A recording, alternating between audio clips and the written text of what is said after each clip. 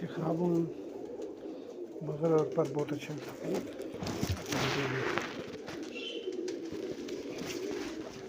तेल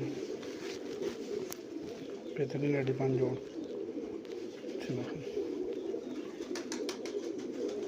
बैलेंस बहुत अच्छा, बड़ा अच्छा ब्रेजर मिल रहा है।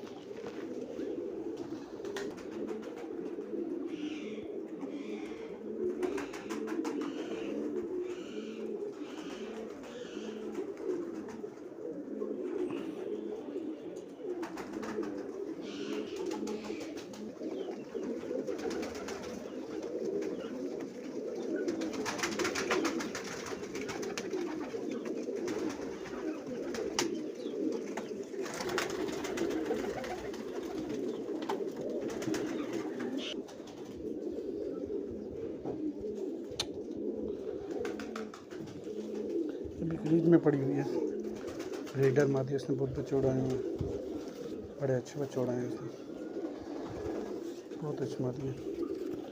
अभी इसमें फुल क्रीज में तो